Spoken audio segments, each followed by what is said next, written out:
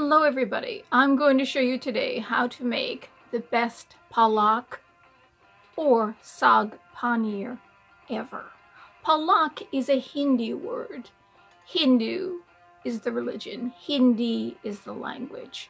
Saag is Sanskrit, which the Hindu religion and Buddhism and Jainism and the many religions that sprung out of India got their source. That's their bedrock. Even Mahayana Buddhism in Tibet, the Tibetan language, the script, is almost the same as Sanskrit. That's where it all comes from. Why am I showing you at this particular time? I've decided to show you how to make the best Indian food ever. Well, it's because of this whole sickness that's going around. Indian food contains spices that if you take them every day, you'll have far less pain as far as arthritis goes and inflammation. And this particular illness that's going around, it causes inflammation in the body. So one of the things how you want to help treat it is to take something that's natural, that decreases inflammation.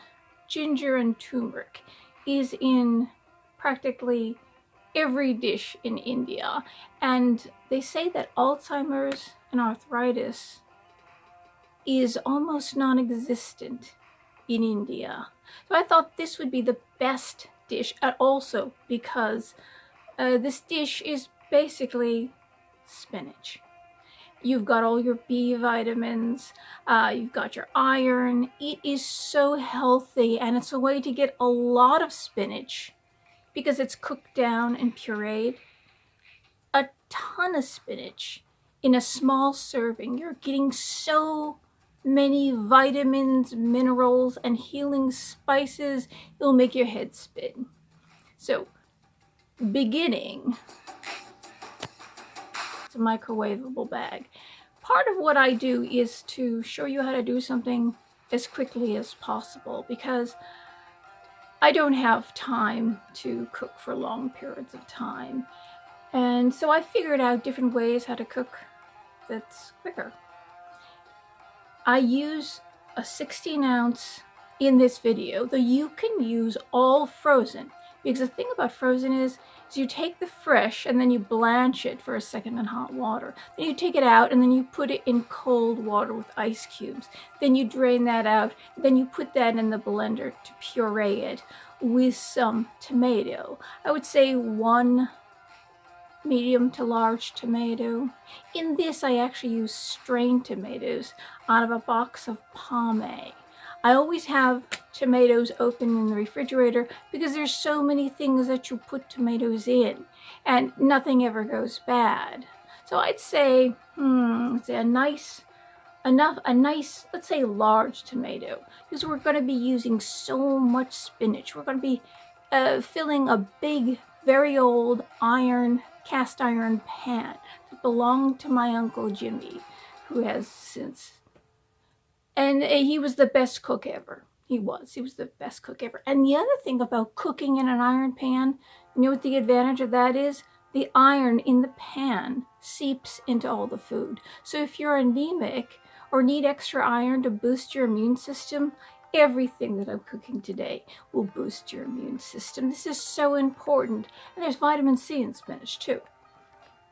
They're not pushing the vitamins. Vitamin D, zinc, I've mentioned these before. Vitamin C, all these are very good, and B vitamins to help boost your immune system. So here I begin. I begin with a stick of butter. And the reason why I'm using Land O'Lakes unsalted, I'm going to tell you about unsalted butter. The reason why in cooking you want unsalted, especially if you're making Indian food. Indian food is based, the first thing you usually put in the pan is ghee. And what is ghee? Ghee is clarified butter. Clarified butter is what's used in baking. It has to be unsalted butter. Why is that? because when you melt it, if it's salted, it doesn't clarify. You want the fat to separate from the milk or the cream base. You want to have the two things separating as cleanly as possible. And what you do is you put a stick of butter or 2 sticks of butter into a small pan. You put it on the lowest heat possible and you let it sit there until it slowly melts. The oil, the fat will raise to the top, and that you will drain off into a dish. And then you can use that fat, because it contains no milk, you can deep fry in very high heat, and it's healthier for you. If you deep fry in olive oil, it's not healthy for you. It actually ruins the oil and it's bad for your body. But if you deep fry in butter that's clarified, it's wonderful. It's actually good for the body. So you can use that in very high temperatures. That's what a lot of, actually most of, see, India is there's a separation in India. There is the vegetarian side, and then there is the side that uses meats. But they don't eat cows because Lord Krishna was a, Hare Krishna, was a, and Hare Krishna told me to say that every time I say Krishna, was a cow herder, and he loved cows. And cows, he said, were our mother. So we're not really supposed to eat the cow, but we can drink of its milk, feeding us.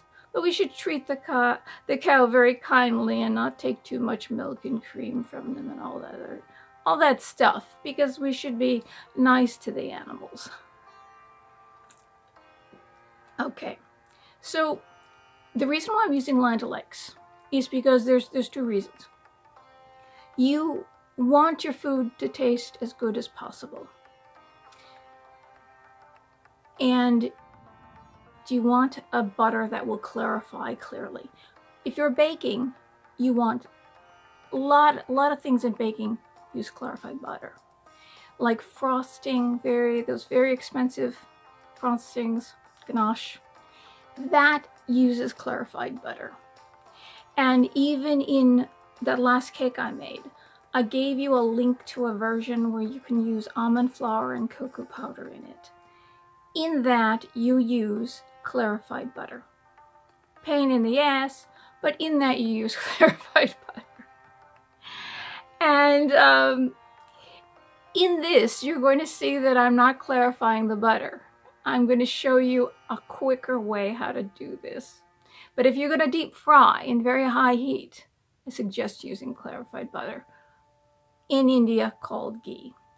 But if you do it this way, the onions don't brown and overcook and have that very, very strong taste. The garlic also doesn't overfry and has that awful garlicky taste. Everything is beautiful. So I'm going to show you how to do this step by step. See, I start with the Land O'Lakes butter. And you see I cut it in half. Cut it in half. Then I'll be using another quarter. The reason why I start with a half is you might not need that other quarter. You might need the whole stick. It depends on the onion and the garlic. It depends on how much oil and water are in those two. Just like when you make pastry flour, you add a little ice water at a time. Some days, on dry days, you'll add more, some you'll add less. Cooking is more with the eye and the feel. In countries like, say, Italy and India, those countries, a lot of countries in the world, they basically, they don't have measuring spoons and things like that and measuring cups. Everything is done with the eye. So, but I will tell you about what the measurements are, approximate measurements. And you can always add more or less for taste, like sugar and salt, which you will be using sugar, believe it or not, in this. And I use turbinado sugar. If somebody's diabetic, use agave. as a sweetener. It's beautiful. It doesn't have that awful commercial taste, you know, the artificial sweetener taste. It's just sweet, and in fact, I'll give you a little hint. When I make lemonade, I use agave because it dissolves quickly, unlike honey. And I don't want to use sugar, which won't dissolve quickly in cold water, and honey won't either, but agave will. I know a lot about cooking. So in the beginning, here I am, I'm putting the butter in the pan. I've put it on medium heat. It's going to melt slowly. We don't need to clarify it because of the temperature that I'm working at. Believe it or not, this is just genius, absolute genius. You let that cook for a little while. Let that all melt down completely. Let it cook off, and you keep it on medium heat, and then you can lower it a little bit. But you want to cook off the water that's in it. Once you've done that, or once you've nearly done that, then you can add the chopped onion. You either use one medium sweet onion, not the brown skin. That can have this taste is too strong, and then you don't want to overpower the taste of the spinach and the spices. That's why you only use a little bit of tomato in it, because you want to complement, you don't want to cover. In all cooking, remember that even when you're making pies, unless it's some kind of mince pie, you want to complement, you don't want to cover. So I have a huge sweet onion that I've cut in half.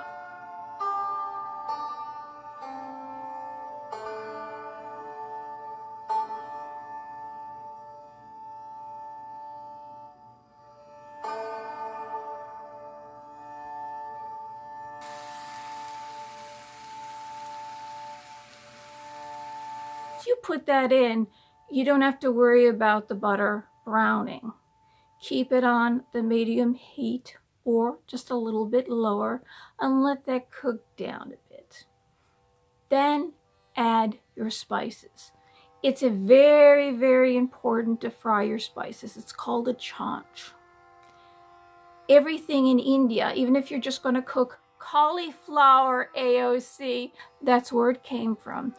Sometimes they just cook cauliflower and onions and garlic, but you begin with a chaunch. See, a chaunch is fried spices, and I will give you the ingredients for the masala. It's tikka masala that I'm using today, and I'll give you the ingredients, and if you can't find those ingredients, you can find it already mixed. Sometimes you can find it online, Amazon, or if you have an Asian or Indian food store, you can find all these ingredients. It's great. I get huge bags of these things because my sister is an ethnomusicologist, and she married a Brahmin from India. So she's in India at least 3 months out of the year, and her son obviously is a Brahmin. So I get all this stuff. Anyway, so as you will see, I've put down an entire bulb of garlic, the whole thing. Not a clove, a bulb. This is not a large, I would say it's medium. You're going to use the entire thing. Now you're going to see how I take the skin off very quickly.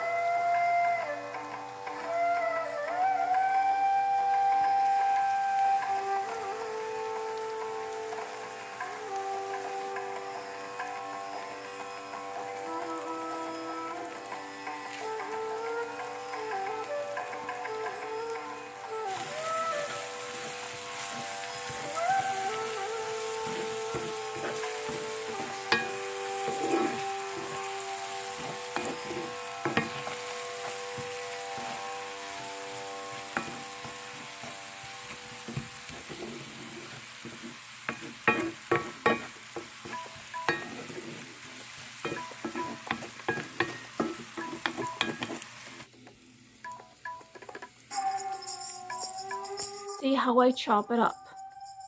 Saw how I chopped up the onion, and you see how I chopped up the garlic. Now throw that into the pan, the whole thing. With the spices that are frying, swirl it around. Nothing is going to burn. I guarantee you, you keep it on this heat, you cook like I'm doing, nothing is going to burn. Don't even worry about it. Now the next thing we're going to deal with is the spinach.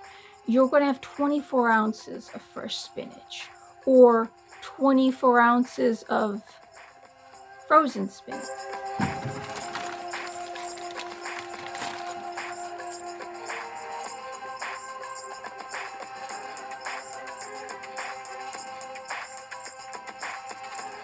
Your work is already done for you. You just make sure you get 2 bags. Usually they sell it in 16-ounce bags, so you use 1 bag and a half. Then I put that in the microwave just to defrost it, not to cook it, just defrost it. Here you'll see I use 1 fresh bag that I put in the microwave. I'm not wasting water.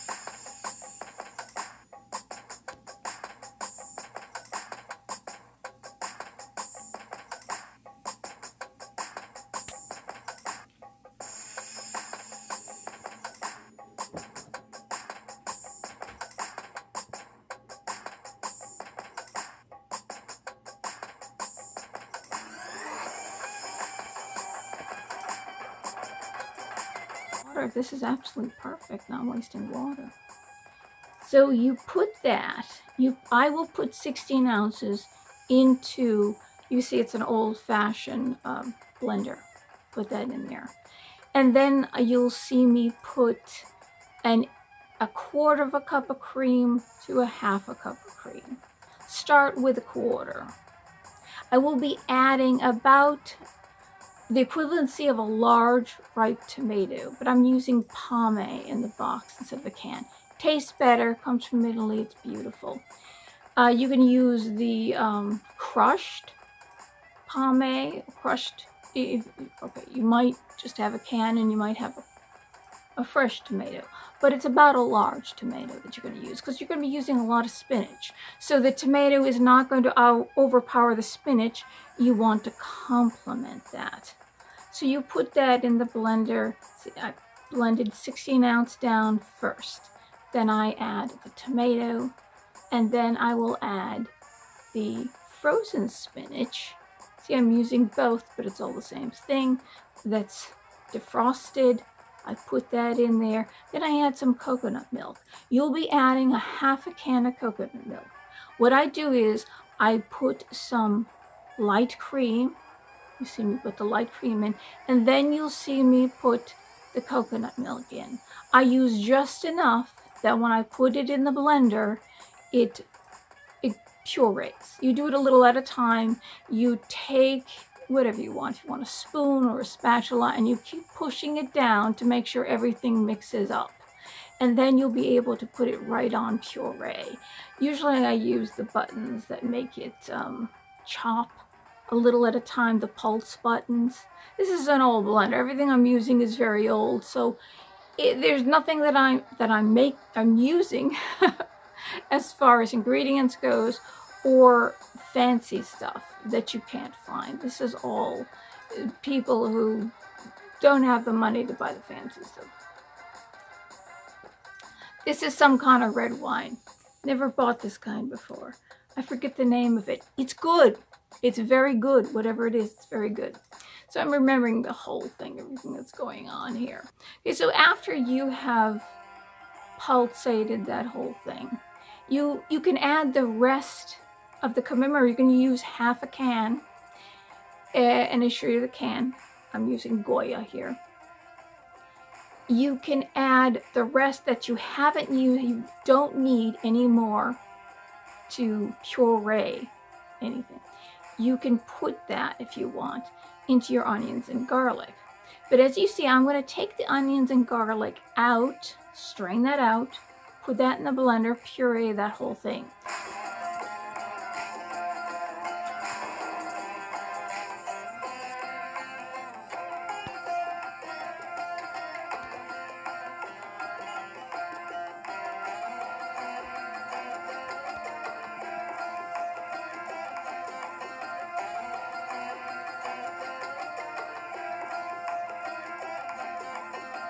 Then you'll have a pan with basically ghee and spices. You've got a chanch going on. At this moment, this is what they do in India. If you make, and I'll show you how to make paneer. I've got a cheese press and I'll show you how to make paneer. Paneer is the Indian cheese, or you can use chicken, or you can use lamb. These are the animals that they eat, or goat in India. Anything but beef. They don't eat beef. They don't eat pork either. So any of these meats or paneer. At this point, you'll be frying that meat or paneer in this ghee with all these spices, and it flavors it. And at this point, what I've added, when I added the, I added the spices, and then you'll see me add a little later on. I like to pump it up a little bit. It's about 2 tablespoons of masala spice. Then I add some more cumin, let's say 2 teaspoons more of cumin and 2 more of coriander. I just love coriander. It's always better to add the salt when you're cooking, because when you add it afterwards, you will have to end up using more salt than you want to. When you use the salt, when you put it in the right amount when you're cooking to get the right flavor, the salt molecules bond with the other molecules, and you end up not using as much. So it's very important that you know this. Most people say that, oh, just let them add what they want at the table. No, they'll end up adding too much, and the taste is different. The flavor is different. Add the right amount when you're cooking. So if you want to just go for 3 teaspoons in this of salt and 3 teaspoons of sugar, go ahead, do that. So you've got the extra. I always add the extra. And then you can add some more coconut milk. And when you cook that coconut milk down, you'll see everything get turn into a glaze. It's just beautiful. But when you're through with this, you will have a very creamy saag or palak. You can, either way. Palak is Hindi. Remember, Hindu is the language. Hindu is the religion. Hindi is the language. Or it's Sanskrit is Saag.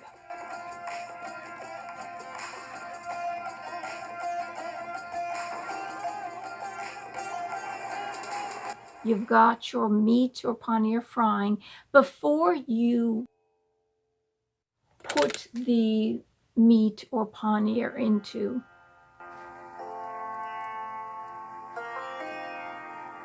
the pan to fry it, you might want to roll it a little bit in some of the masala spices. Not too much, just a little bit. Maybe a little dash of salt. Not too much. You don't want to make anything too salty. And then throw it into the pan. You might want a little more. You want to bump up those spices a little more. It's very good. So cook that, fry that, and then whatever in your blender. You know, in India, of course, they use a mortar and pestle. They use grinders. They have hand grinders. So they do this in India. We just have blenders here.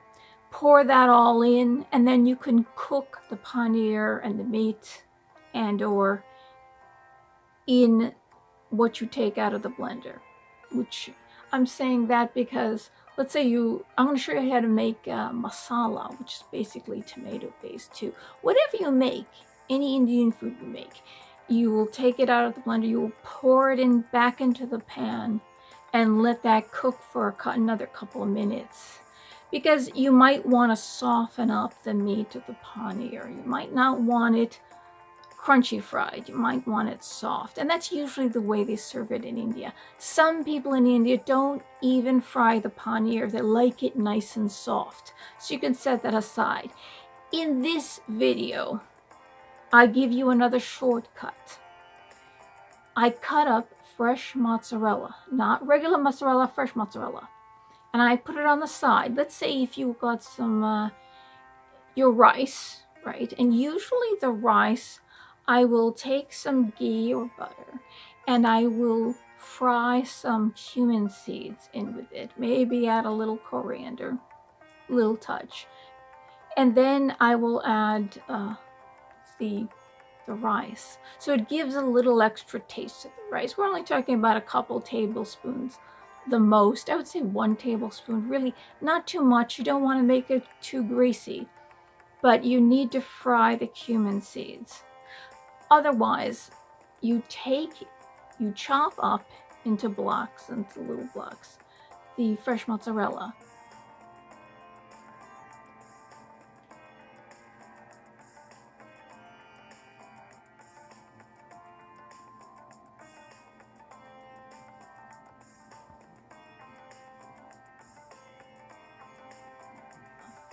And you chop up, I'll show you how to, you'll see here, how I chop up the cilantro. Take 7 to 10 sprigs. And then you wash that. I wash that under water and I use a little diluted dish detergent or use like a vegetable wash or an all-natural detergent. And I dilute that in water. See, like 1/8 of the detergent and the rest of it of the cup, let's say all water, very little. But I wash that and rinse it off clean, roll it up like a Fibonacci spiral, roll it up, like a shell, and hold it in your hand. Put that on the board, and then take your knife and slice, slice, slice, as thin as you can, because the stems, you don't want to taste stems, they're too hard. But if you chop them up good, because I don't recall what it is now, but there's a very important nutrient that's in the stems. You don't want to throw those stems away. Plus, it takes too long just to pick off all those leaves.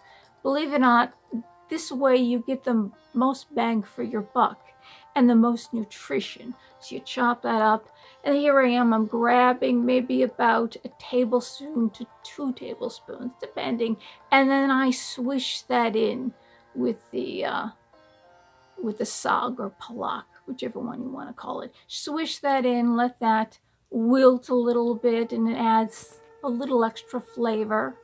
Put that into your dish. And I'll put if I'm using fresh mozzarella, because if that melts, it melts like mozzarella. You want to keep it cube-like. So you put it on something cold, either the side of the dish, or on the rice when it cools down to medium-low temperature, or you put extra cilantro on top of the rice. I always add extra cilantro on top.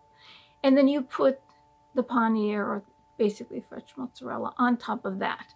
That'll keep it from melting, and then you can slowly mix it into your dish. But I will be showing you how to make paneer. This is going to be great. So what have I got here? Did I cover? I think I covered everything.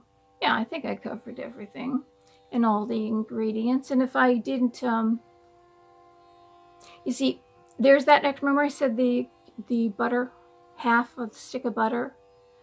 Then if you find when you're cooking the onions and garlic that it needs a little more oil, needs something else to fry, and it's soaked up too much of the juices, add another 1/4 of the stick. You might end up using the whole stick, but a little at a time. Add another 1/4. That's what I did tonight, and it turned out absolutely beautifully.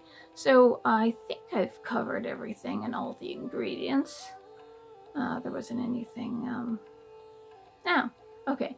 If I have missed something, I'll just write it on the screen, but I will write it on the screen anyway because you need to know these things.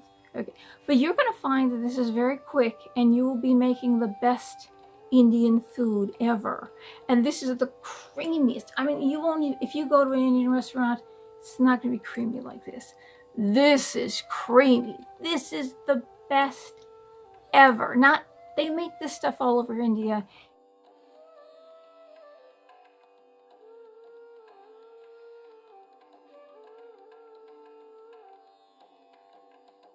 And all over India, they make Saag / Palak in different ways. Sometimes you can use different ingredients here or there, like minestrone. Minestrone is whatever you have left in the refrigerator. There's really no set recipe for minestrone. But that's how you cook. You cook with what you have. So it can be made differently all over India. But usually when you see, oh, it looks a little too brown, that spinach, or it's a little too loose, you know, a little too liquidy. This is creamy. This is so good, and it doesn't take that long at all. It doesn't. You'll see, and it doesn't take that long at all. And you see your eye. You watch the onions until they get clear. Then you know the onions are cooked, and what do you call it? The garlic, that'll get a little clear, but a whole medium-sized bulb of garlic, all of it. And I'll show you an easy way to get the skin off as well. Hope you enjoy. I say salud, because I'm Italian. Italian Egyptian. I got a little Celt in me too. Oh, do you notice? Goodbye, everybody.